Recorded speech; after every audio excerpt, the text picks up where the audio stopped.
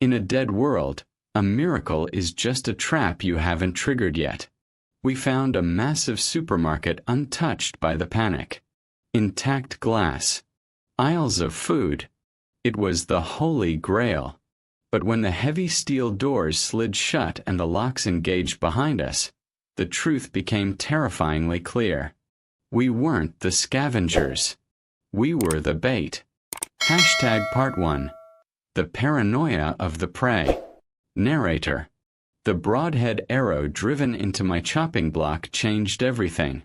Before the invisible man left his calling card, I believed I was the master of my domain. I had the corrugated steel barricade.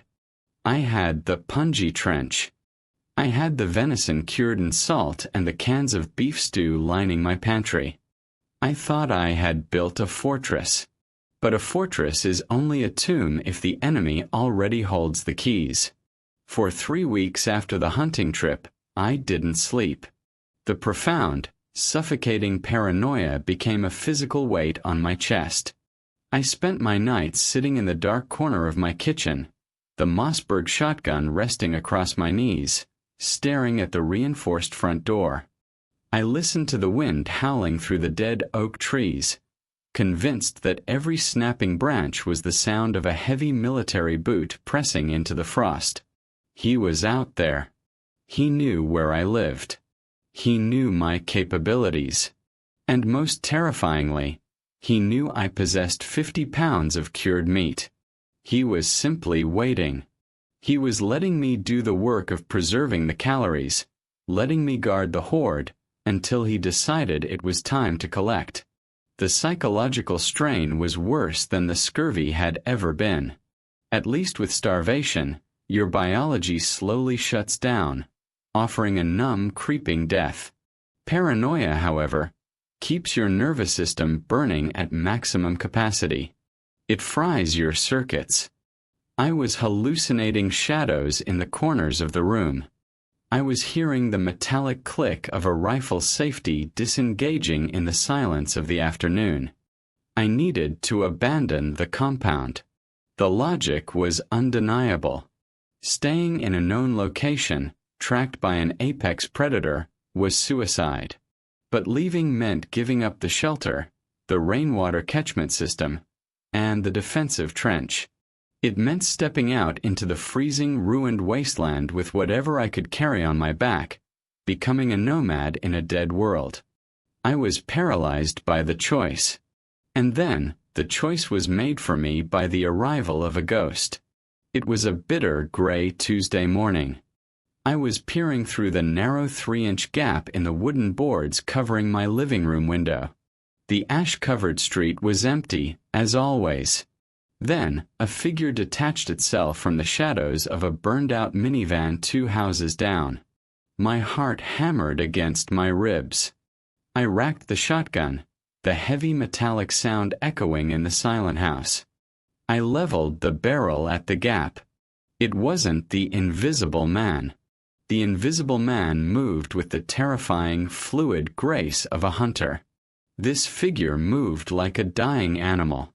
He was hunched over, dragging his left leg, leaning heavily on a piece of shattered aluminum piping used as a walking stick.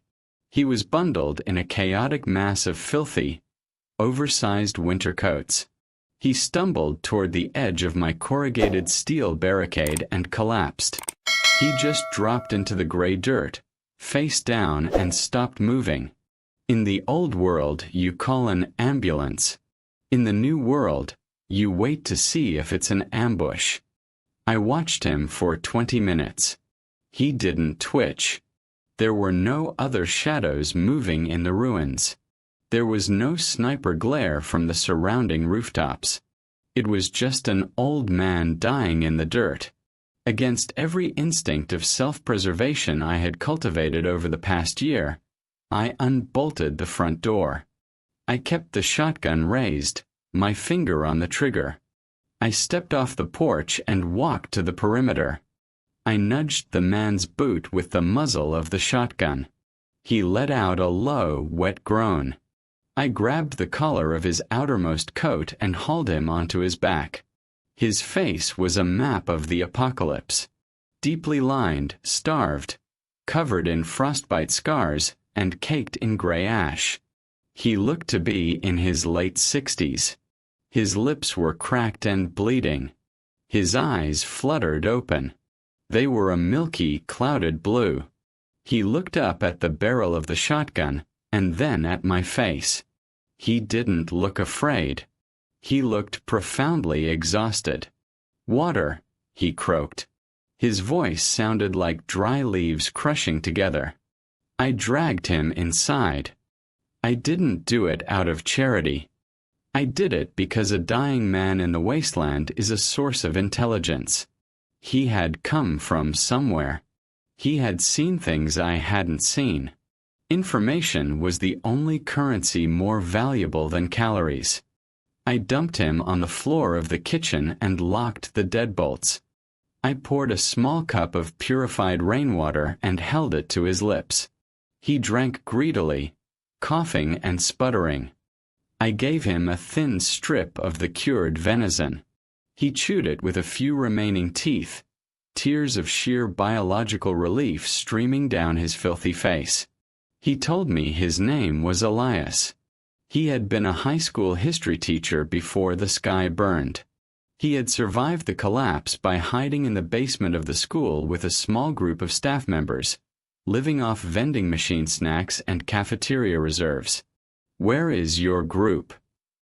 I asked, keeping my voice cold, the shotgun resting on the table. "Dead," Elias whispered, staring blankly at the floorboards. "Dysentery. The water went bad in the 3rd month. I was the only one who boiled it long enough. I left the school a week ago. Been walking ever since." I evaluated him. He was no threat. He was a broken, dying remnant of the old world. I had half a mind to let him sleep on the floor for the night and throw him back out into the street the next morning. But then Elias looked up at me. His milky blue eyes focused with a sudden, desperate clarity. "I know why you're looking at me like that," Elias said, his voice stronger now. "You think I'm a parasite, a mouth to feed.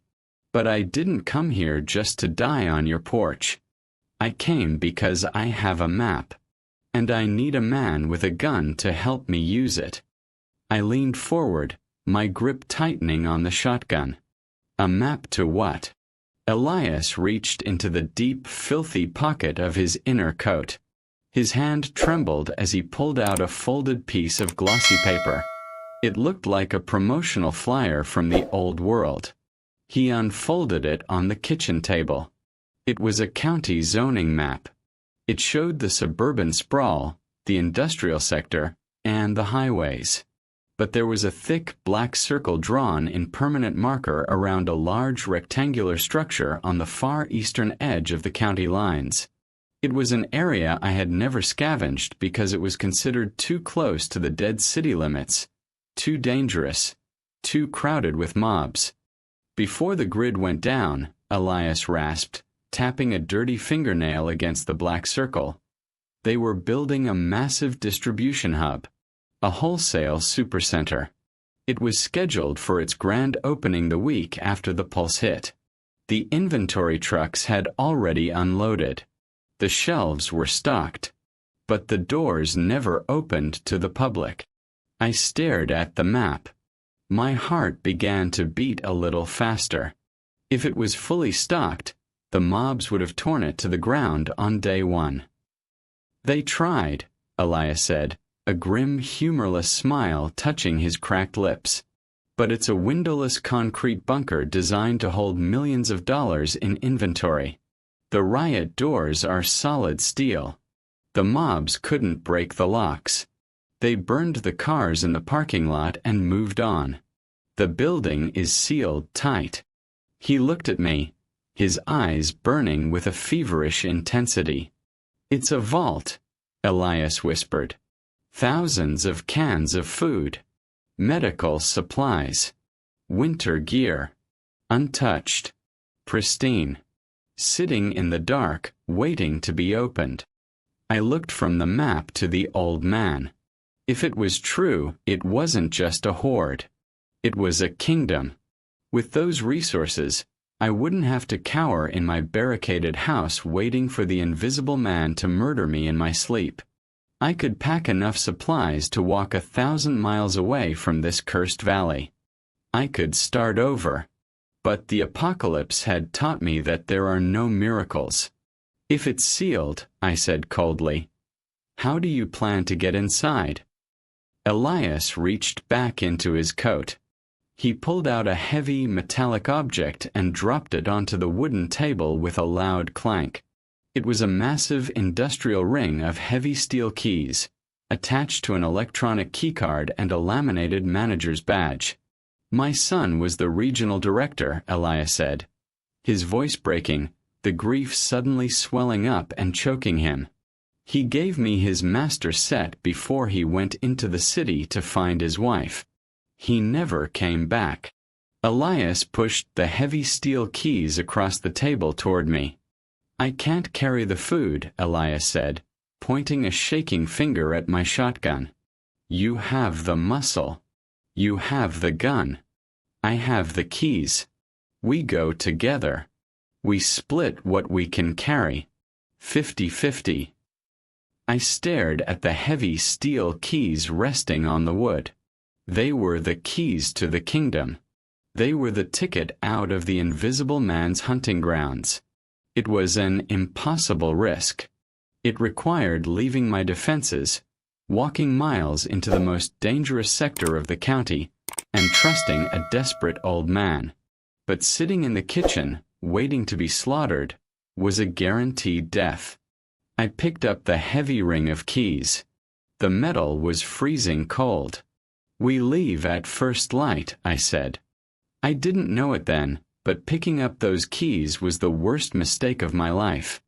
I wasn't unlocking a miracle. I was opening the door to a slaughterhouse. Leaving the compound felt like stepping out of a diver's cage into shark-infested waters. For months, I had defined my existence by the perimeter of my barricades. Every piece of corrugated steel, every sharpened stake in the punji trench, had been placed by my own bleeding hands. I knew the exact creak of the floorboards. I knew the exact angle of the shadows. But as the pale, freezing dawn broke over the suburbs, I stood on my front porch and looked at my fortress one last time. It wasn't a sanctuary anymore. It was a marked target. The invisible man had proven that my walls were just an illusion of safety. I turned my back on the house. I didn't bother locking the heavy deadbolts. If I survived this expedition, I wouldn't be coming back. I was going to pack enough high-calorie survival food from the supercenter to walk north, deep into the mountains, far away from the rotting city and the predators that hunted its borders. I adjusted the straps of my heavy canvas backpack. I had packed lightly, only water, my hunting knife, a few strips of cured venison, and the Mossberg 500 shotgun with a full bandolier of 00 buckshot. The rest of the space in the bag was reserved for the spoils of the vault. Elias stood beside me at the edge of the street.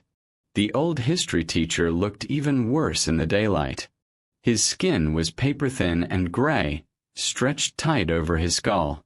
He leaned heavily on his aluminum pipe, his breath coming in shallow, ragged puffs that materialized as white mist in the freezing air. "Stay close," I told him, racking the action of the shotgun to chamber the first round. "If we see anyone, you drop to the ground and don't move. If you run, you're dead. Do you understand?" Elias nodded, his milky blue eyes fixed firmly on the ground. He didn't have the energy for fear. He was running on the absolute fumes of his biological reserves, driven only by the memory of his dead son and the heavy steel keys in his pocket. We began the march east. The eastern edge of the county was a completely different ecosystem of destruction. My neighborhood, situated further out in the suburban sprawl, had suffered from panic and starvation. But the East bordered the metropolitan city limits. When the grid collapsed and the Great Panic set in, the millions of people trapped in the concrete canyons of the city center had poured outward like a tidal wave of desperate, terrified humanity. The evidence of that migration was staggering. As we crossed the county line, the suburban streets gave way to a massive 6-lane commercial artery. The highway was a solid, unbroken river of rusted metal. Thousands of vehicles, sedans, delivery trucks, minivans, were gridlocked, frozen in time from the exact moment the electromagnetic pulse had fried their microprocessors.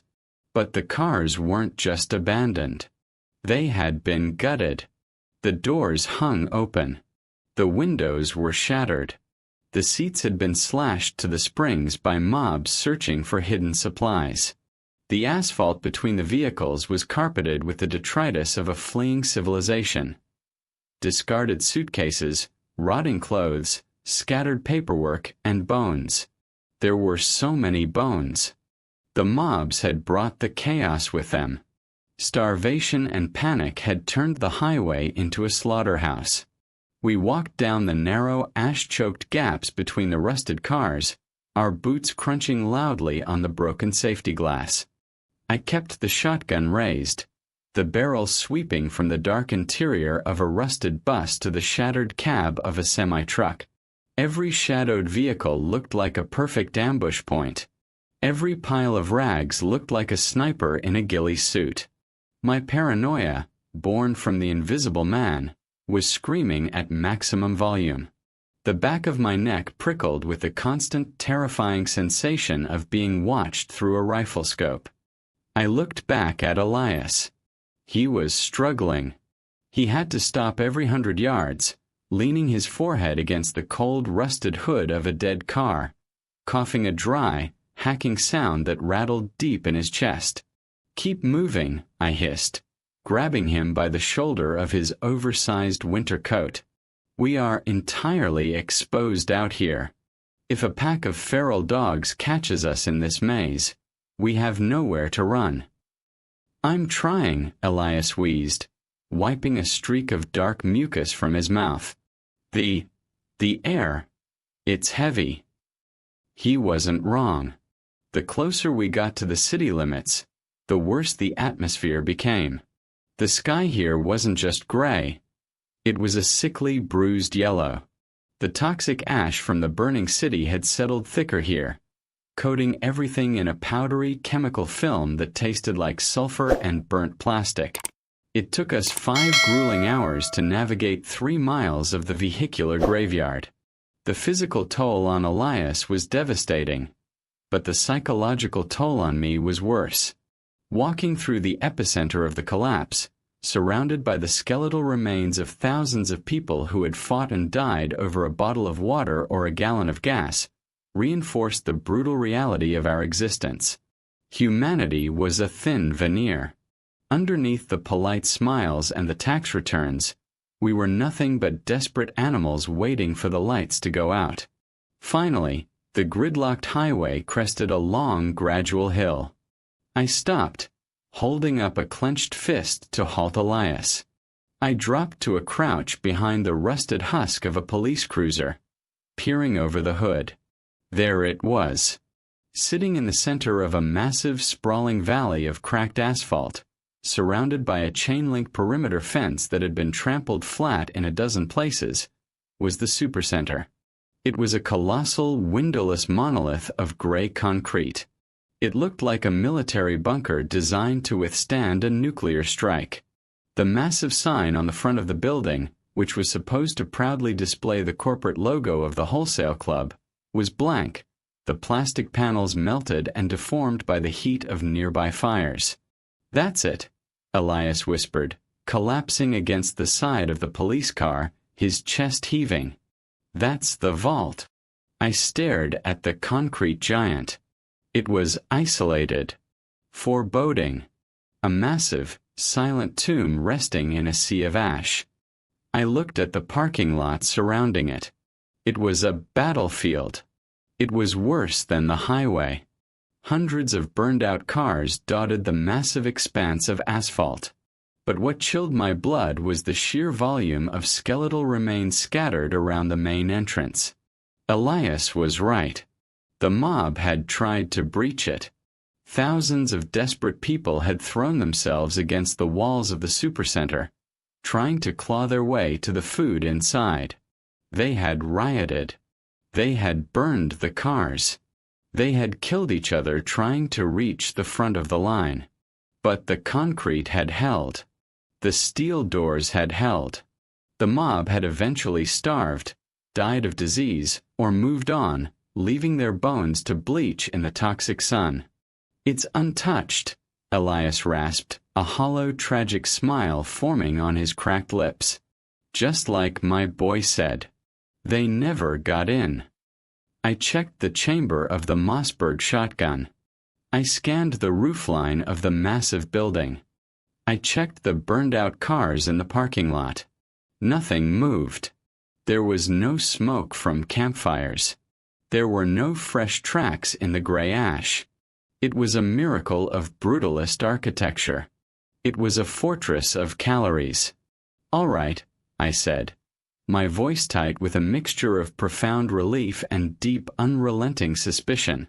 "Let's go open the vault."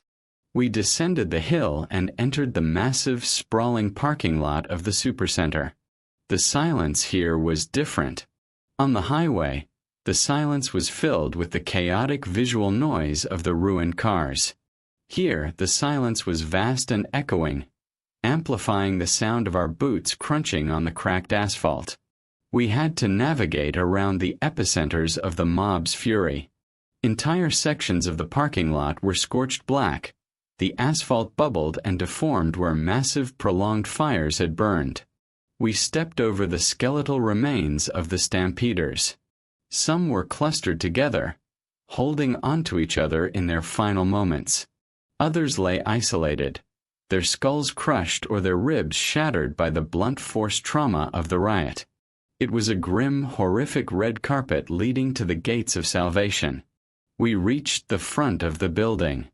The scale of it was staggering up close. The concrete walls rose 40 feet into the gray sky, completely smooth, offering no handholds, no windows, no vulnerabilities. The main entrance was a massive vestibule of shatterproof glass and heavy steel framing. I approached it carefully, the shotgun raised. The glass was entirely spider-webbed with thousands of impact fractures. The mob had beaten on it with baseball bats, tire irons, and sledgehammers. There were dark, dried smears of blood where desperate hands had battered against the reinforced panes until the bones broke. But the glass hadn't shattered. The security laminate had held it together. It was a testament to the paranoid engineering of the old world's corporate infrastructure. Beyond the fractured glass, heavy, corrugated steel riot shutters were pulled down and locked tight over the interior doors. Even if they had broken the glass, they would have hit a solid wall of steel. "The front is a dead end," I said, looking over my shoulder at Elias. "The electronic locks are fried, and the riot shutters are manual drop from the inside." Elias nodded slowly, his breathing still ragged. He pulled the heavy ring of keys from his deep pocket. "My son managed the logistics," he said, holding up a long, thick brass key that looked like it belonged to a medieval dungeon. "We don't use the front. We go around to the back. The loading docks." I took the lead, keeping my back to the massive concrete wall, moving slowly around the perimeter of the building. The distance was massive. Walking around the supercenter felt like walking the perimeter of a small city block. We reached the rear of the building. Here, the architecture shifted from retail fortress to industrial bunker. A long elevated concrete loading platform stretched for 200 yards. Built into the wall were 20 massive, corrugated steel roll-up doors, designed to accommodate a fleet of semi-trucks. The loading bay area was relatively clear of bones. The mob had focused their fury on the main entrance, drawn by the familiar glass doors. They hadn't realized the true vulnerability lay at the shipping and receiving bays.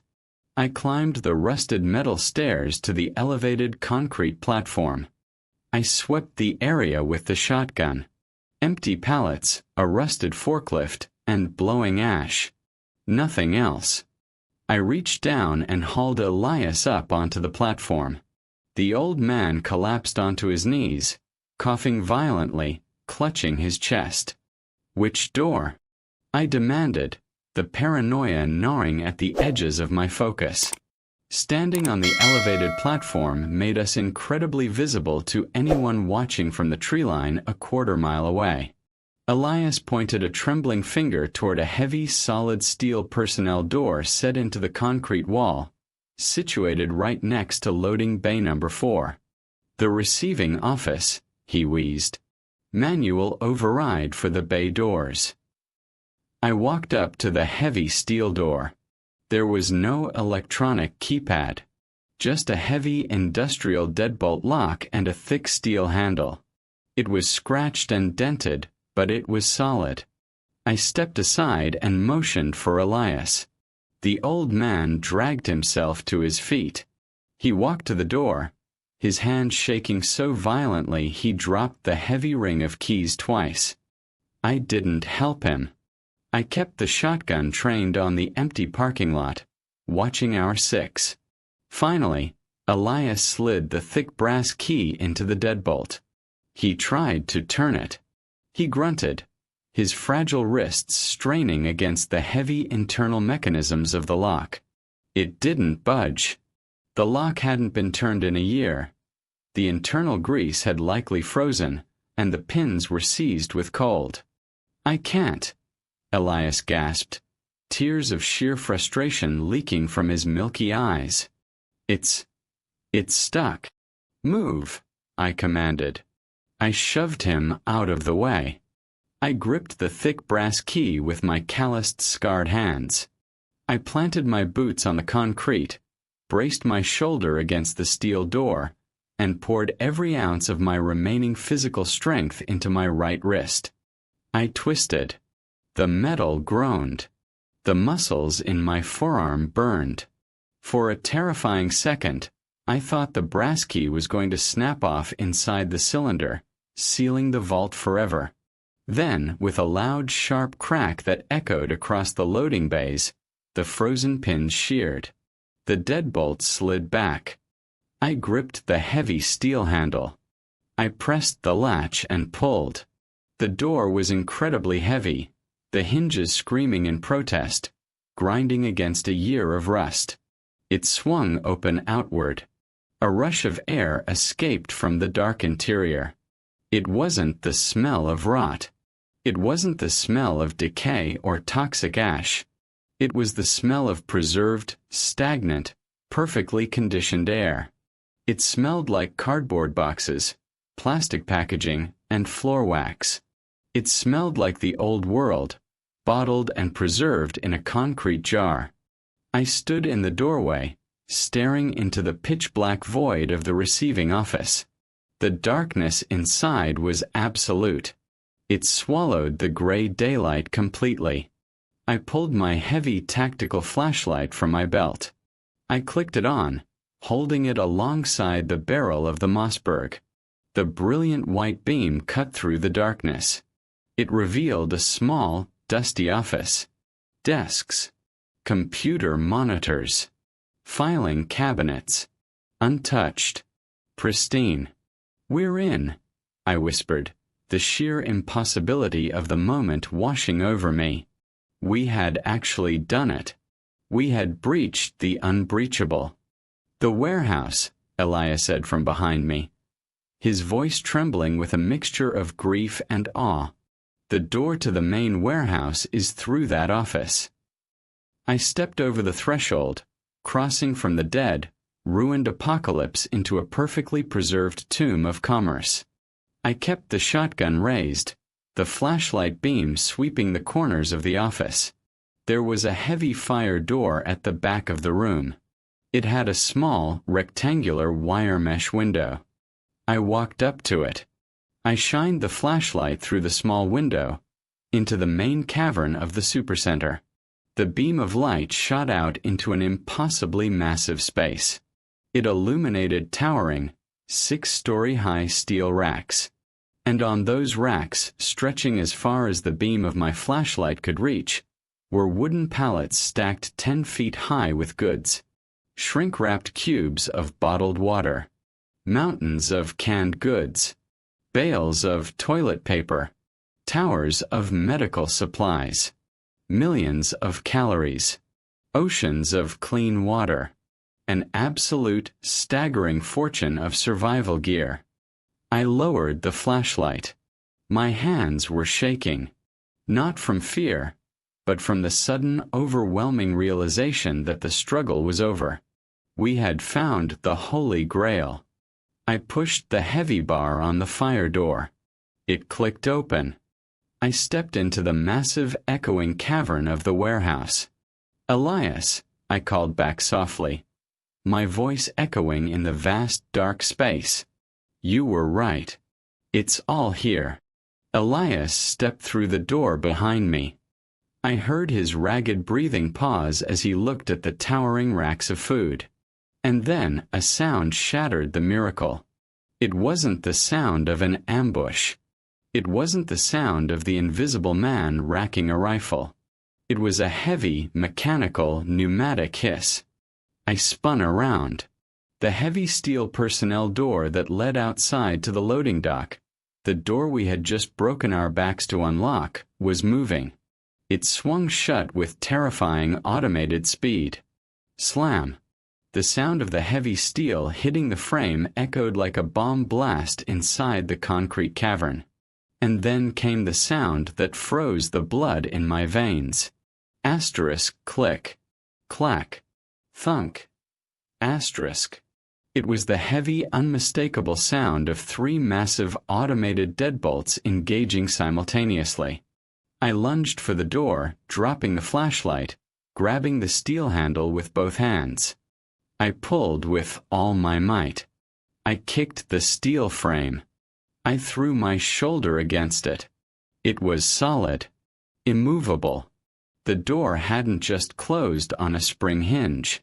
It had locked itself. I stood in the pitch-black receiving office, the panic rising in my throat like bile.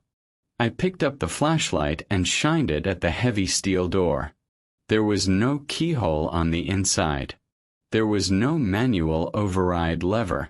It was a high-security automated locking mechanism designed to seal the building in the event of a riot. And we had just walked right into it. I slowly turned around, shining the beam of light on Elias. The old man was standing perfectly still, his milky blue eyes wide with terror, staring at the locked door. We weren't the scavengers who had found a miracle. We were the rats who had just walked into the cage to eat the cheese. And the door had just snapped shut.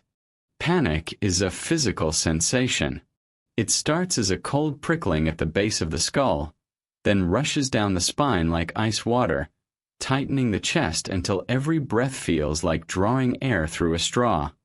I stood in the pitch-black receiving office of the supercenter, my hands bruised from beating on the immovable steel door, the beam of my tactical flashlight cutting through the dust. The sound of the automated deadbolts locking us inside was still echoing in my ears, louder than a gunshot.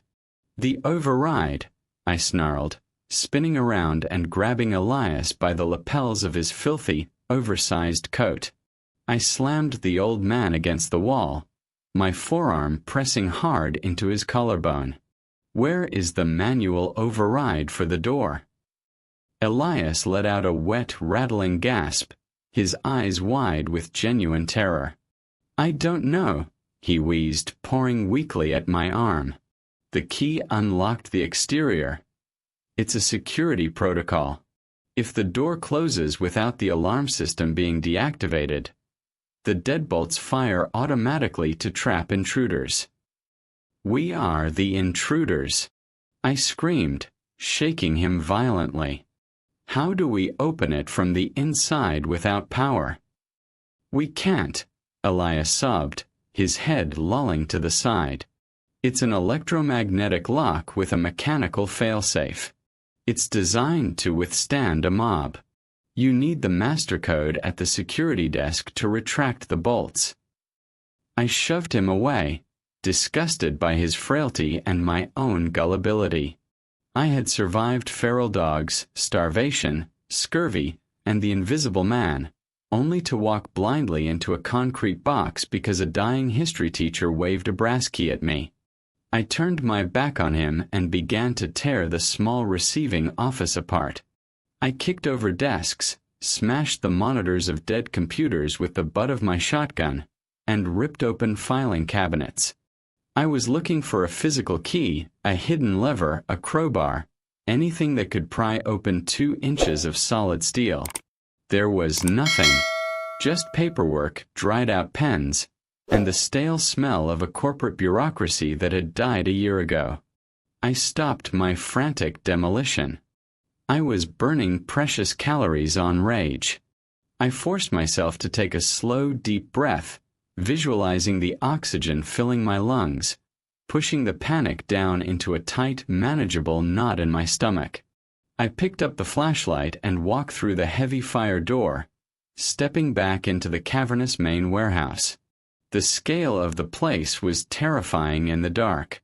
The ceiling was 40 feet high, supported by massive steel girders that disappeared into the pitch-black shadows above.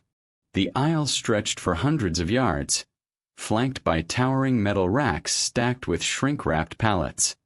I swept the beam of the flashlight across the nearest aisle. It was an aisle of non-perishable food. Mountains of it. Thousands of cans of soup, chili, beans, and fruit. Boxes of pasta, rice, and oats stacked higher than my head. Huge, industrial-sized plastic jugs of cooking oil and peanut butter. I was standing in the middle of enough calories to feed a small army for a decade. It was the greatest treasure hoard left on the face of the earth. And it was completely useless. If I couldn't get out of this building, the food wasn't a resource. It was just the scenery of my tomb. I could eat 3,000 calories a day, gorge myself on preserved peaches and beef stew, and I would still die in this concrete box, perfectly healthy, staring at the walls until my mind snapped or my water ran out. I walked down the aisle, the sound of my boots echoing loudly. I reached out and dragged my hand across a pallet of canned corn. The metal was cold, dust-free, untouched since the day it was loaded. Elias shuffled up behind me, leaning heavily on his aluminum pipe. He looked at the towering racks of food, his jaw hanging open. "My God," he whispered reverently. "It's all here. We're saved." "We're buried alive, Elias," I corrected him, my voice flat and devoid of emotion. "This is a golden cage. The door is locked. There are no windows. The walls are reinforced concrete. The riot shutters on the front entrance are manual drop from the inside, but the mob battered the glass so badly the steel is warped against the frame. We can't lift them." Elias tore his gaze away from the food and looked at me, the reality of the situation finally penetrating his shock. "The roof," he said, pointing a trembling finger upward. "There have to be access hatches to the roof. HVAC units. Maintenance." I looked up at the impenetrable darkness of the 40-foot ceiling. "Maybe," I conceded. "But right now we need to secure this perimeter. We need to make sure we are actually alone in here." I didn't trust the silence. The supercenter was too big. There were too many shadows, too many blind corners, too many places to hide. If someone else had found a way in, or if someone had been trapped inside since the day the pulse hit, I didn't want to meet them while I was sleeping. "Stay close," I ordered Elias. "Don't touch anything. Don't make a sound." I raised the Mossberg shotgun, bracing the stock against my shoulder, and thumbed the safety off. I held the tactical flashlight alongside the barrel, sweeping the beam methodically from side to side, illuminating the towering canyons of merchandise. We began the sweep. We moved from the grocery section into the household goods. Aisles of toilet paper, laundry detergent, and cleaning supplies. The smell of industrial chemicals was sharp and sterile. We moved into the hardware section. Generators, chainsaws, tools, and heavy machinery, all sitting dead and useless in their cardboard boxes. The silence was absolute. No scurrying rats. No dripping water. The building was hermetically sealed, a perfect vacuum of the old world. It took us 3 hours to walk the entire perimeter of the massive warehouse floor. We checked the loading dock doors from the inside, all securely locked, the massive steel chains padlocked to the floor anchors. We checked the emergency exits, all alarmed, heavy-duty crash bars that, when pushed, revealed a solid wall of corrugated steel riot shutters that had been dropped from the outside before the power failed. The building was a fortress designed to keep the starving masses out. It was performing its function perfectly by keeping us in. We ended our patrol at the very center of the store, the sporting goods section. I lowered the shotgun, my arms aching from the tension. The flashlight beam swept over racks of camping gear, sleeping bags, and outdoor clothing. And then, the beam caught something that made my heart stop. In the middle of the aisle, sitting perfectly upright on a folding camp chair, was a mannequin. It was dressed in high-end winter hunting gear, a thick camouflage parka, insulated pants, and heavy boots. But that wasn't what froze the blood in my veins. Resting in the plastic hands of the mannequin, positioned perfectly across its lap, was a compound bow. And driven deep into the chest of the mannequin, piercing the camouflage jacket, was a broadhead arrow. The carbon fiber shaft was snapped off clean, leaving only 6 inches attached to the razor-sharp, tri-blade tip. It was the exact same type of arrow I had found driven into my chopping block at the compound. I slowly walked toward the mannequin, the flashlight beam trembling in my hand. I stared at the broken arrow. I didn't need to check the dried blood on the blades to know it was mine. The invisible man hadn't just followed me home from the hunt. He had been playing a much longer, much more elaborate game. He knew about the supercenter. He had been inside. He had set this up. He had placed the arrow here like a calling card, waiting for me to find it. He hadn't locked us in. But he knew we were coming. And suddenly, the massive, silent supercenter didn't feel empty anymore. It felt like a trap that had just snapped shut on its prey. The revelation that the invisible man had been inside the vault hit me with the physical force of a sledgehammer. My breathing became rapid, shallow gasps. I spun around, sweeping the flashlight beam wildly across the towering racks of camping gear, the shadows dancing violently against the concrete walls. "Show yourself!" I screamed, the sound tearing from my throat and echoing endlessly through the massive cavern. "I know you're here. Show yourself!" The only answer was the mocking, reverberating echo of my own voice, bouncing off the steel girders and dying in the dark. I leveled the Mossberg shotgun at the darkness, my finger twitching on the trigger. I was ready to fire at the first sign of movement, the first shadow that didn't belong to a cardboard box. "Who are you yelling at?"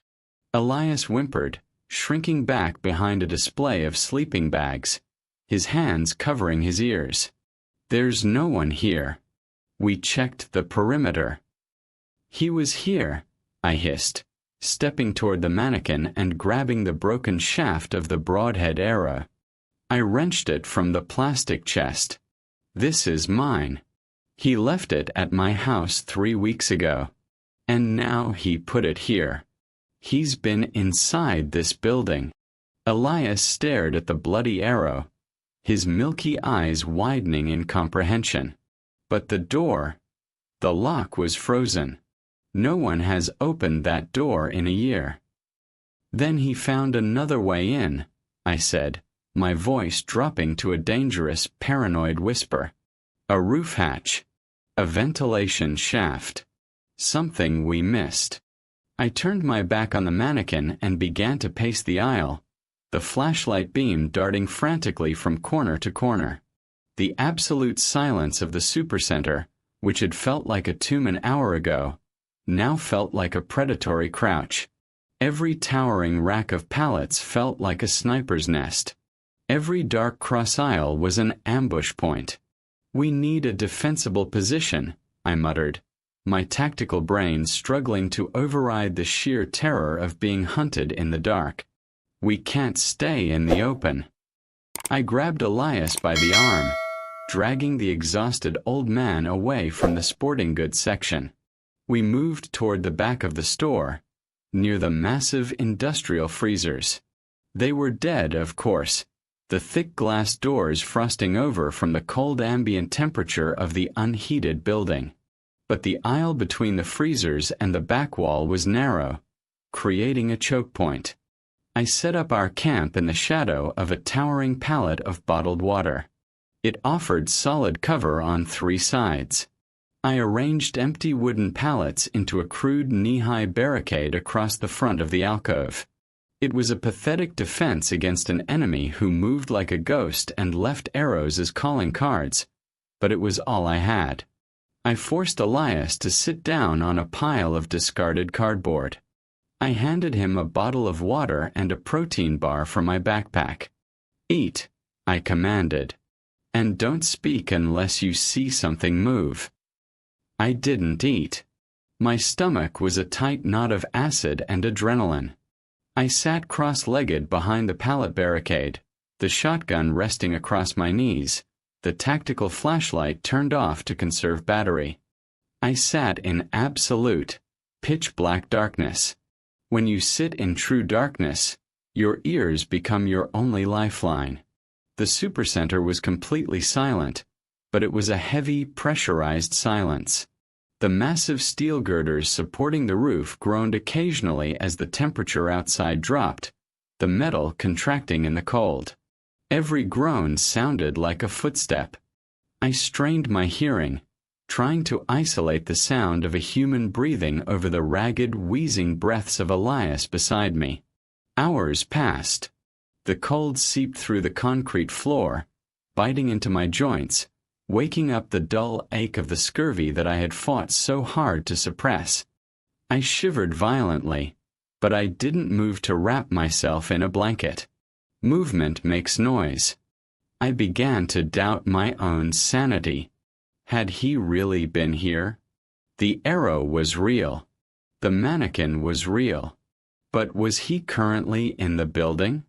If he had a way in and out, why would he stay inside the freezing dark warehouse? Unless the hunt was the point. The invisible man hadn't killed me in the woods when he had the chance. He hadn't killed me when he stood over my sleeping body at the compound. He was playing a game. He was a predator who enjoyed the psychology of the chase more than the kill. He had lured me here. He knew a dying man with a key would eventually find his way to my barricade. He knew my paranoia would force me to abandon the compound and seek the vault. I was a rat in a maze, and he had built the walls. Clack. The sound was sharp, metallic, and incredibly loud in the silence. It came from the front of the store, hundreds of yards away, near the checkout lanes. I froze. I didn't breathe. I didn't reach for the flashlight. I just gripped the shotgun tighter, my knuckles turning white. Asterisk clack. Squeak. Asterisk. It was the sound of a metal wheel turning on a dirty tile floor. Someone was pushing a shopping cart. The sound echoed through the cavernous space, a slow, deliberate, terrifyingly mundane noise. Clack. Squeak, clack, squeak. He wasn't trying to hide. He wasn't sneaking up on us. He was announcing his presence. He was taking a casual stroll through the graveyard of the old world, pushing a metal cart, letting the sound bounce off the walls to terrorize his prey. Elias grabbed my arm, his fingers digging into my bicep with surprising strength. I could feel the old man shaking violently in the dark. I didn't pull away. I slowly raised the barrel of the Mossberg, resting it on the top of the wooden pallet barricade, pointing it blindly toward the sound. The squeaking of the cart grew louder. It was moving down the center aisle, heading straight for the back of the store. Heading straight for our alcove. I clicked off the safety on the shotgun. The squeaking stopped. The silence rushed back in, heavier and more suffocating than before. I waited. 1 minute. 2 minutes. My heart was hammering so hard I thought it might crack my ribs. I couldn't stand the darkness anymore. I needed to see the monster. I grabbed the tactical flashlight, raised it over the barricade, and clicked the button. The brilliant white beam shot down the center aisle, cutting through the darkness like a physical blade. It illuminated the towering racks of food. It illuminated the dust motes dancing in the dead air. And standing exactly 50 yards away, directly in the center of the beam, was the metal shopping cart. It was completely empty, but there was no one pushing it. The aisle behind the cart was deserted. The invisible man had pushed the cart into the open, let it roll to a stop, and melted back into the shadows before I turned on the light.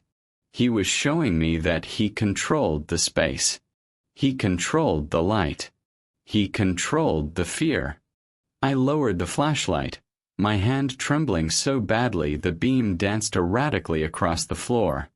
I was locked in a concrete box with thousands of pounds of food, and I had never felt closer to starving to death. Because the invisible man wasn't just going to kill me. He was going to play with me until I begged him to do it. The shopping cart sat perfectly still in the center of the beam of my tactical flashlight. It was a mundane object transformed into a psychological weapon.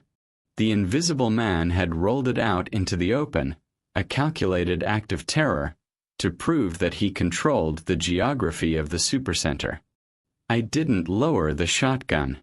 I kept the beam pinned on the cart for 5 agonizing minutes, my finger hovering over the trigger, waiting for a shadow to detach itself from the towering racks of food.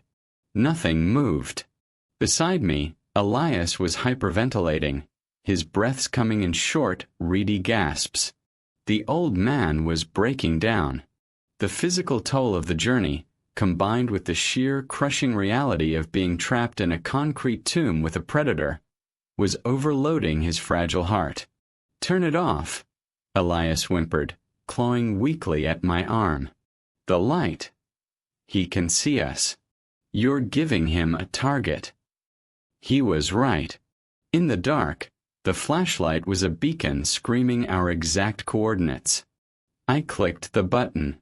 The absolute, suffocating blackness rushed back in, instantly blinding me. We were blind, but the invisible man wasn't. He knew the layout of this massive warehouse intimately. He had navigated it to leave the broadhead arrow on the mannequin, and he had navigated it to push the cart without making a sound until he chose to. I had to understand the battlefield. I had to map the maze. "Listen to me," I hissed to Elias, my voice barely a vibration in the dark. "Stay behind this barricade. Keep your back against the freezer door. Do not stand up. Do not speak. If you hear anything come close, you play dead. Do you understand? Where are you going?" Elias asked, his voice trembling violently. "I'm going to find the electrical room," I said, gripping the Mossberg tight. "This building is a vault, but it was designed for retail commerce. It has an emergency lighting grid. It has battery backups for the exit signs and the security desk. If I can find the breaker panel, I might be able to manually engage the emergency circuits. If we have light, we level the playing field. We take away his shadows. It was a desperate gamble. The batteries had likely drained months ago, or the EMP had fried the transfer switches. But sitting in the dark, waiting to be hunted, was not a strategy. It was a surrender. I slipped over the low pallet barricade, moving with agonizing slowness, placing each boot carefully to avoid the discarded cardboard on the floor. I didn't turn the flashlight on. I used the faint, ghostly memory of the aisles to guide me. I counted my steps.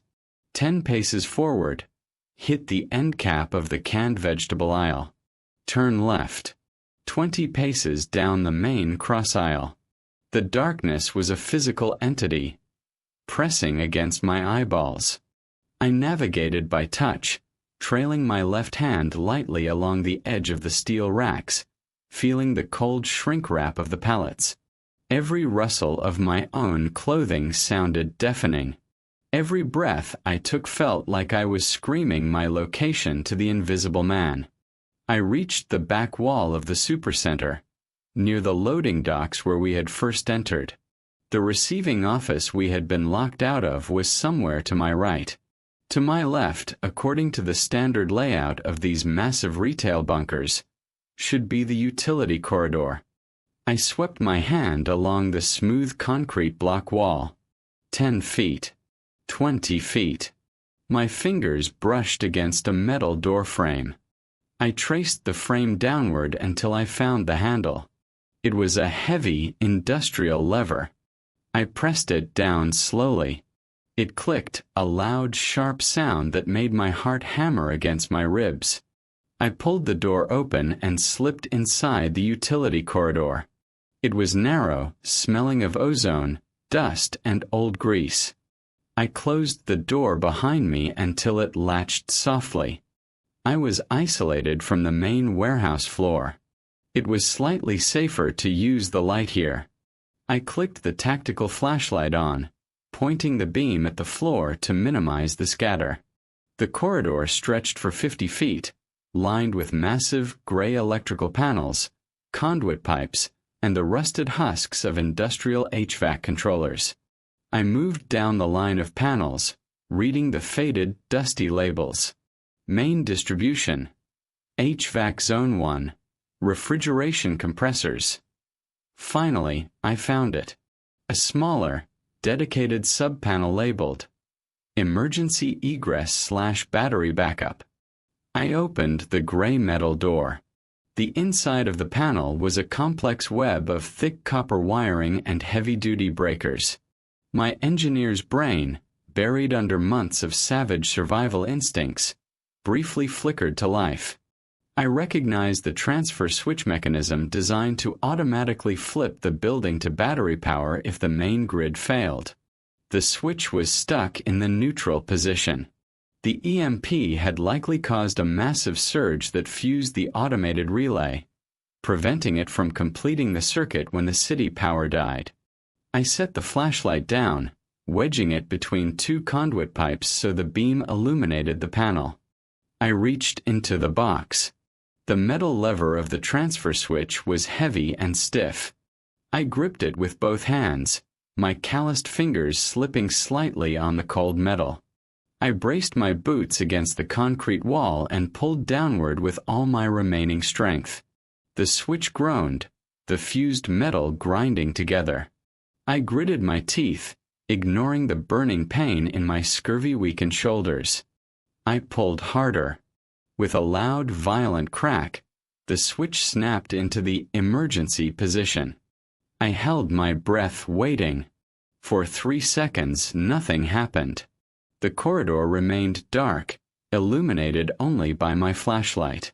The silence was absolute. And then, a deep, resonant hum vibrated through the concrete floor beneath my boots. It was the sound of massive, deep-cycle lead-acid batteries, dormant for a year, suddenly discharging their remaining voltage into the dead grid. Asterisk, clack, clack, clack, asterisk. A series of heavy contactors fired in the ceiling above me. Instantly, the utility corridor was bathed in a sickly pale yellow light. A single, caged emergency bulb above the door had flickered to life. It was weak. It was barely brighter than a candle. But it was power.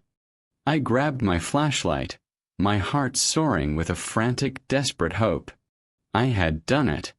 I had brought the monster's maze out of the dark.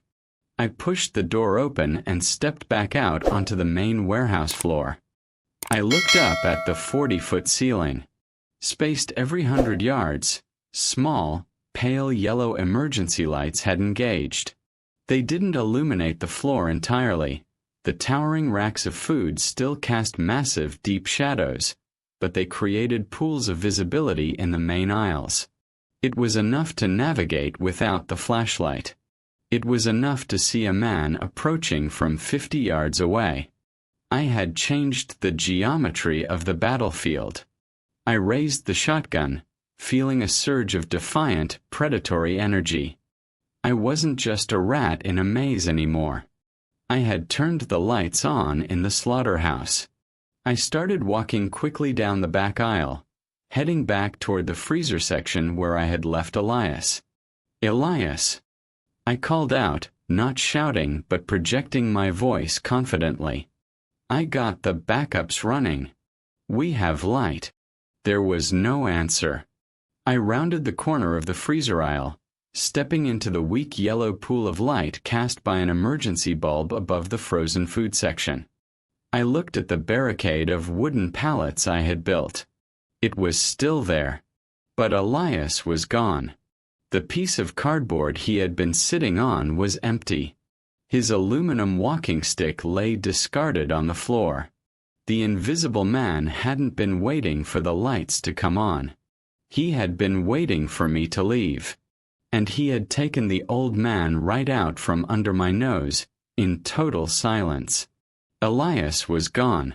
The pale yellow emergency lights flickered above me, casting long, distorted shadows across the towering freezer doors, but they illuminated nothing but the empty cardboard and the discarded aluminum walking stick. The silence of the supercenter returned, heavier and more oppressive than before. The hum of the battery backups was a low, vibrating drone that only emphasized the emptiness of the massive space. My initial reaction wasn't fear. It was a cold, pure rage. I had survived the wasteland by trusting no one, by fortifying my own perimeter, by killing the only neighbor I had left. I had broken every rule of my own survival to help a dying old man with a map, and my reward was to be lured into a concrete trap by a phantom who was playing games with my life. The invisible man hadn't just kidnapped Elias. He had stolen my leverage. He had stolen the only other living variable in the equation. I stepped over the low pallet barricade, the Mossberg shotgun gripped so tightly my knuckles ached. I swept the barrel across the empty aisles. I know you took him. I roared, the sound echoing violently off the steel girders, a raw, aggressive challenge that tore at my throat. I know you're playing a game. You want me to hunt you in the light? Then show yourself. The echo died. The hum of the batteries remained. He didn't answer. He didn't have to. The silence was his language. I began to move. I abandoned the cautious, slow perimeter sweep. I walked down the center of the main aisle, moving from one weak pool of yellow light to the next.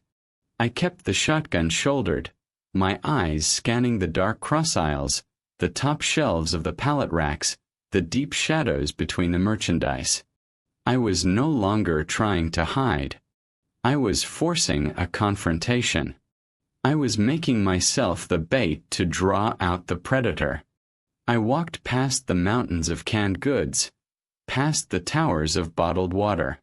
The sheer volume of calories surrounding me was grotesque. It was a king's ransom, sitting uselessly in a tomb, while 3 men played a deadly game of hide-and-seek among the aisles. I reached the center of the store, the sporting goods section where I had found the mannequin with the arrow. The mannequin was still there, sitting in its folding chair. The broken arrow was gone. I had it in my pocket, but the plastic figure still mocked me with its rigid posture. I walked past it, heading toward the front of the store, toward the checkout lanes and the locked riot shutters. As I approached the front, the emergency lighting grew weaker. The battery banks were struggling to power the massive grid. The pools of yellow light flickered, threatening to plunge the warehouse back into absolute darkness. I stopped near register number 4. The conveyor belt was covered in a thick layer of gray dust. I listened. Thump. It was a heavy, muffled sound. It didn't come from the aisles behind me. It came from above. I slowly raised my head, pointing the barrel of the shotgun toward the 40-foot ceiling. Asterisk thump. Scrape. Asterisk. The sound was coming from the corrugated steel roof decking, directly above the checkout lanes. Someone was moving up there. Heavy boots dragging across the metal. The invisible man hadn't left the building.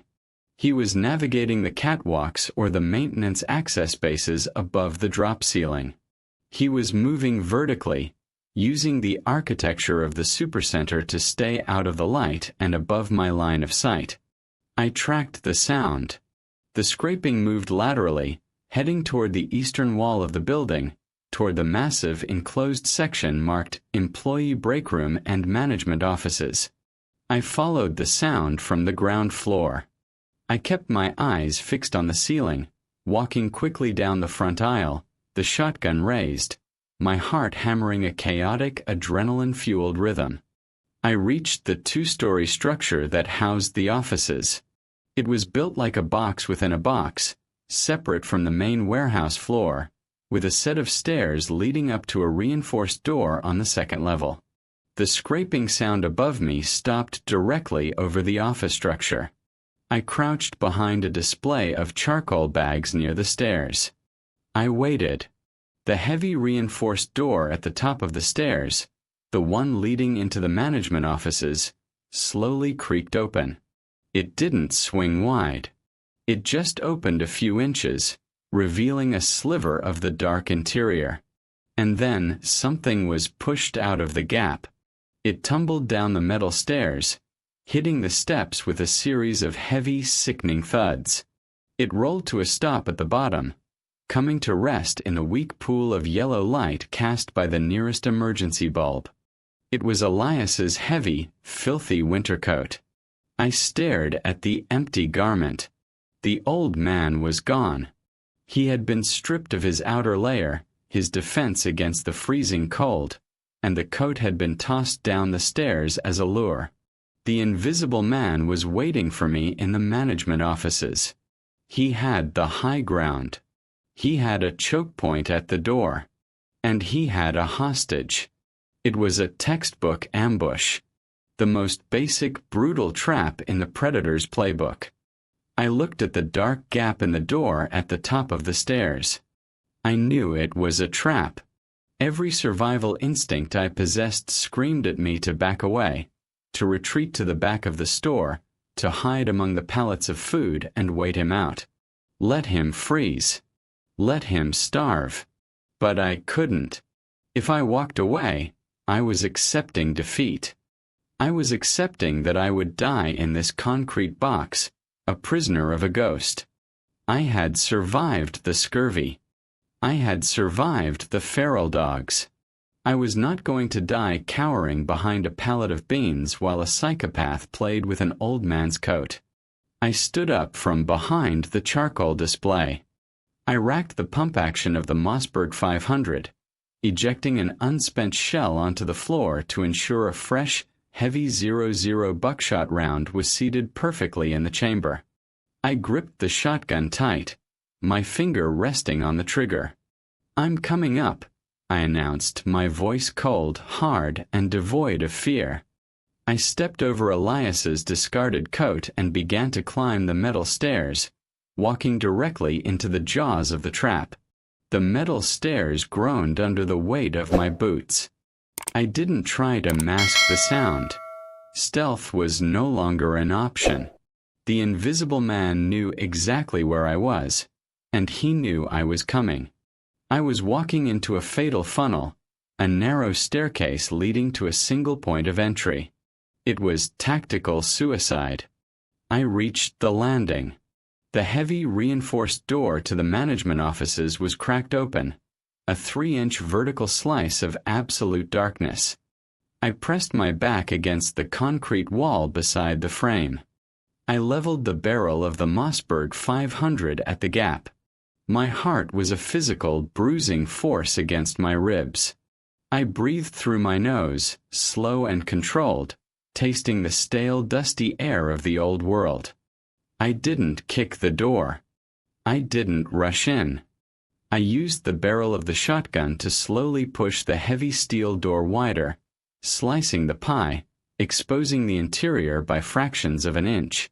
The pale yellow light from the emergency bulbs on the warehouse floor filtered weakly into the room, casting long, distorted shadows.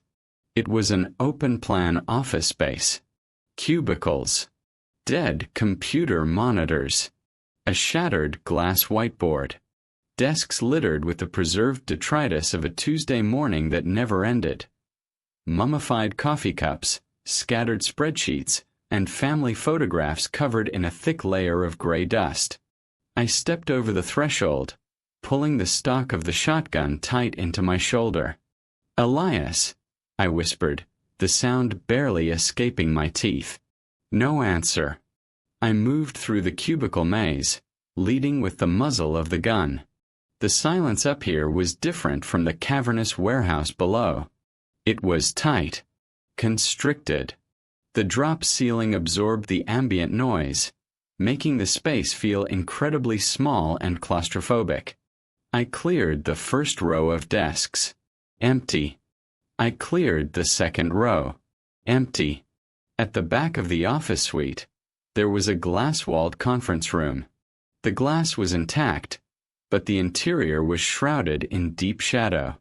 I moved toward it, placing my boots carefully on the commercial carpet to avoid the scattered office supplies. As I approached the conference room, my eyes adjusted to the gloom. I could see the silhouette of a large oval table, and sitting at the head of the table, strapped to a heavy executive office chair, was a figure. It was Elias. His head was slumped forward onto his chest. His hands were bound behind his back with thick black zip ties. He was stripped down to his thin undershirt, shivering violently in the freezing ambient temperature of the unheated building. I kept the shotgun raised, my eyes darting frantically to the dark corners of the conference room. I didn't rush to untie him. If I dropped my guard to cut his bonds, a blade or a bullet would find my neck in a heartbeat. "Elias," I hissed, taking a slow step into the glass-walled room. "Are you hit?" The old man didn't lift his head, but he let out a low, wet, gurgling sound. I took another step closer, my finger tightening on the trigger, sweeping the barrel across the empty chairs around the oval table. That was when I noticed the wire. It was a thin, nearly invisible filament of fishing line, pulled taut. One end was wrapped tightly around Elias's throat, digging into the loose, gray flesh of his neck.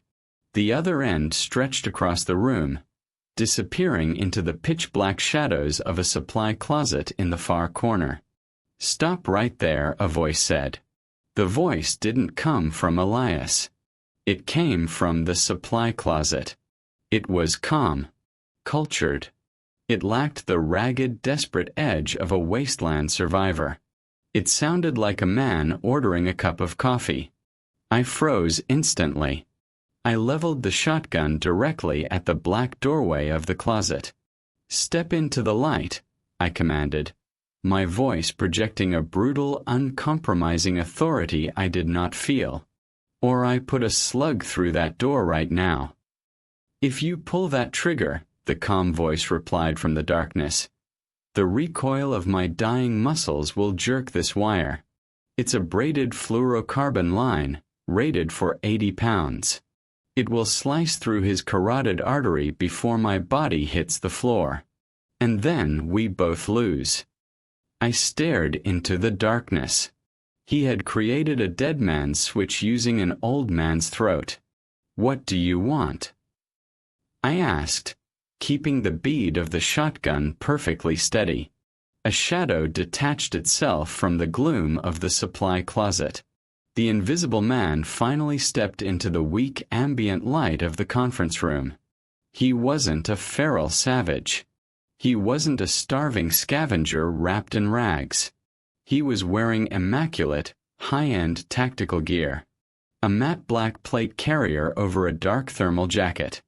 Heavy combat boots.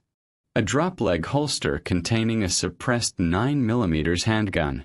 His face was obscured by a dark neoprene half-mask and a pair of sophisticated low-profile night vision goggles flipped up on his forehead. He looked like a special operations soldier who had walked off a movie set and into the apocalypse. In his right hand, wrapped tightly around his leather-gloved fingers, was the spool of fishing line connecting him to Elias's throat. In his left hand, he held a small, heavy electronic device. It looked like a modified tablet with a thick, ruggedized casing and a glowing LCD screen. "I don't want your life," the man said, his voice muffled slightly by the mask. "I want to see what your life is worth to you. Because this building, this food, it's all mine. And you just broke into my pantry." The geometry of the standoff was absolute. I had the raw, devastating power of the 12-gauge shotgun. At this range, 12 feet, the 00 buckshot would penetrate his plate carrier and shatter his ribs, dropping him instantly. But he held the wire. If his hand jerked backward in the violent spasm of a traumatic death, the fishing line would decapitate the old man sitting between us. "You're the one who lured us here," I said, keeping the muzzle perfectly aligned with his center of mass. "You left the arrow at my compound. You left the coat on the stairs. You wanted this." The man chuckled. It was a dry, hollow sound that lacked any real humor. "I left the arrow to see if you were smart enough to run," he said smoothly. "Most of them run. They pack their bags and vanish into the ash. But you stayed. You fortified your little wall of garbage. And then you showed up at my doorstep." He lifted the heavy electronic device in his left hand, turning the glowing LCD screen toward me. "Do you know what this is?" he asked. I didn't answer. I kept my eyes locked on his chest. "It's the master override module for the entire facility," he continued, his tone conversational, as if he were explaining a spreadsheet in a board meeting. "When the grid failed, the automated security protocols locked the riot shutters and the loading bays. A brilliant system. Impenetrable. Unless you have the regional director's master codes and the encrypted hardware to interface with the relays." I looked briefly at Elias. The old man was sobbing silently, his chest heaving against the tight zip ties, the fishing line cutting dangerously deep into his skin. "Elias's son," I said, the horrific realization crashing over me. "The regional director. The one who had the codes." "He was a brave man," the invisible man nodded, his voice entirely devoid of empathy. "He fought very hard. He thought he could use this vault to rebuild a community. He thought he could feed the city. An admirable, naive goal. I had to correct his thinking. He let the implication hang in the freezing air. He hadn't just found the supercenter. He had murdered Elias's son for the override module. He had claimed the greatest hoard of resources on the eastern seaboard by spilling blood, and then he had locked the doors behind him, using the building not as a sanctuary, but as a massive concrete hunting blind. "You killed his son," I stated, my voice dropping to a dangerous, vibrating frequency. "And you used the father as bait." "I used a variable," he corrected me. "You are an apex predator out there in the suburbs. I watched you track that deer. I watched you eat its liver raw in the mud. You are a survivor. I wanted to test you in a controlled environment." He took a slow step to his right, keeping the tension perfectly taut on the fishing line. I adjusted my aim, tracking him flawlessly. "Here is the game," he said, holding up the override module. "This device is the only thing that will retract the heavy steel deadbolts on the loading dock doors. If I smash this tablet against the concrete floor, the code is lost forever. We all die in here, buried alive in canned goods." He paused, letting the reality of the threat sink in. "I will give you the module," he said softly. "I will let you walk out of that door with as much food as you can carry in your backpack. You go back to your compound. You live to see the winter. What's the price?" I asked. My throat was dry. The taste of copper and adrenaline flooded my mouth. The invisible man pointed his gloved finger at Elias. "You pull the trigger," he said. The silence in the conference room was deafening. Even Elias stopped sobbing, his milky eyes widening in absolute, paralyzing horror as he looked at me. "You shoot the old man," the invisible man continued, his voice hypnotic, reasonable. "You prove that you understand the mathematics of the new world. He is a liability. He is dying anyway. His lungs are failing. You put a slug through his chest, you sever his suffering, and I hand you the keys to your survival." I stared at the masked man. It wasn't a test of combat. It was a test of morality. He wanted to break my psychology. He wanted to prove that under the right pressure, every human being is a monster. He wanted me to become exactly like him. "And if I refuse?" I asked. "Then I pull this wire," he said, his hand tensing on the spool of fishing line. "I bleed him out right in front of you. Then I smash the module. And then we see who starves last in the dark." It was the ultimate, horrific ultimatum of the apocalypse. Kill the innocent to save yourself, or hold on to your humanity and die in a cage. I looked at Elias. The old history teacher looked back at me. There was no plea for mercy in his eyes. There was only a profound, exhausted understanding. He knew the math. He knew he was already a ghost. I looked back at the invisible man. I looked at the sleek, matte black armor. I looked at the arrogance in his posture. He thought he had reduced survival to a simple, predictable equation. He thought he had factored in every variable. But he had made one massive, fatal miscalculation. He thought I still had a soul left to break. The invisible man waited for my moral collapse. He waited for the agonizing internal struggle, the tears, the desperate bargaining. He expected me to act like a civilized man trapped in a savage world. But the fire, the scurvy, and the neighbor's war had burned the civilization out of me months ago. I wasn't a good man trying to survive. I was a predator who had just been backed into a corner. And a predator doesn't debate philosophy. A predator strikes the greatest vulnerability. I didn't look at Elias. I didn't say a word.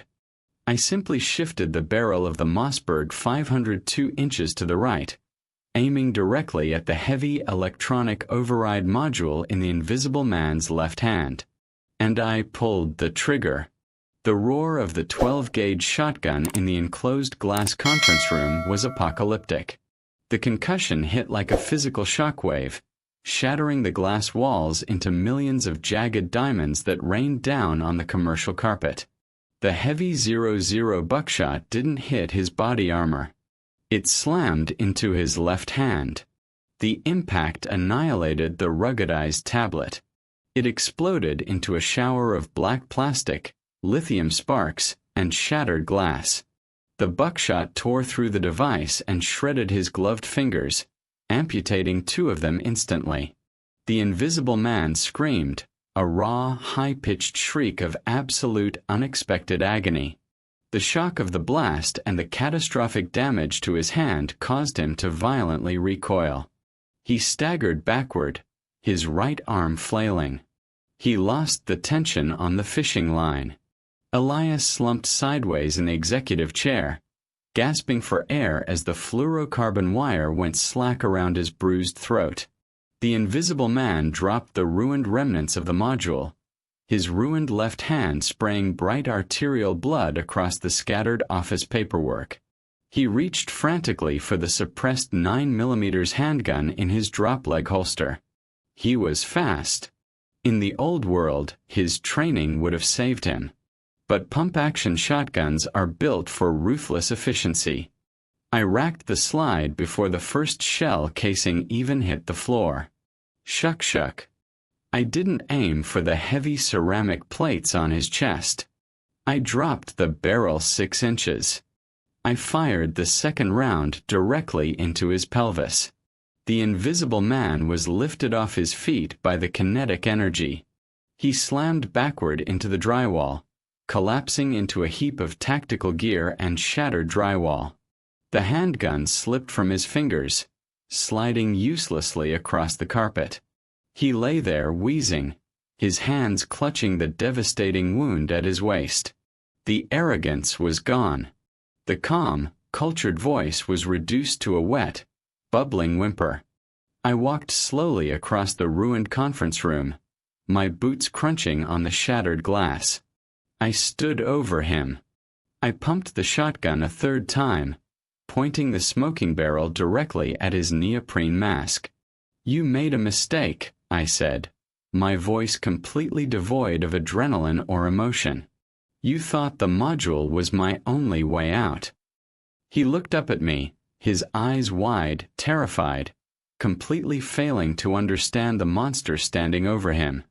You destroyed the codes," he choked out, blood spilling from his lips. "We're trapped." "No," I said coldly. "The building is locked by an electromagnetic seal. It requires continuous battery power from the emergency subpanel to maintain the magnetic locks on the loading dock doors." I stepped closer, pressing the hot muzzle of the shotgun against his forehead. "I flipped the transfer switch to battery power an hour ago," I whispered. "Those batteries were sitting dead for a year. Powering a building this size? The voltage is bleeding out as we speak. In a few hours, the batteries will die completely. The electromagnets will fail. And the doors will simply push open." The Invisible Man's eyes widened as the sheer, brutal logic of his defeat washed over him. I hadn't needed his game. I hadn't needed his moral test. I just needed gravity and time. "I'm not a rat in your maze," I told him as the light began to fade from his eyes. "I'm the exterminator." I pulled the trigger. The echo of the 3rd blast rolled through the massive concrete supercenter and slowly faded into absolute silence. I lowered the shotgun. I turned around and walked over to Elias. The old man was alive, but barely. He was shivering uncontrollably, staring at the carnage with a hollow, broken expression. I pulled my hunting knife and carefully cut the heavy zip ties binding his wrists. He slumped forward into my arms, weeping silently into my filthy flannel shirt. We waited in the dark of the management office for 4 hours. I patched Elias's throat as best I could. I didn't speak. I just listened to the steady, vibrating hum of the massive battery banks below us. Finally, just before dawn, the hum began to sputter. The pale yellow emergency lights flickered violently. And then, with a deep echoing groan, the power died completely. The supercenter was plunged back into absolute, impenetrable darkness. But in the darkness, I heard the sound I had been waiting for. Clack. The heavy electromagnets holding the massive loading dock doors released their grip. I turned on my tactical flashlight. I helped Elias to his feet, supporting his weight over my shoulder. We walked out of the office, down the metal stairs, and across the pitch-black warehouse floor, ignoring the millions of calories towering around us. We reached the loading dock. I placed my hand flat against the heavy steel personnel door. I pushed. The door swung open, revealing the bitter, freezing wind and the gray, ash-covered dawn of the dead world. We walked out of the vault. I didn't take a single can of food.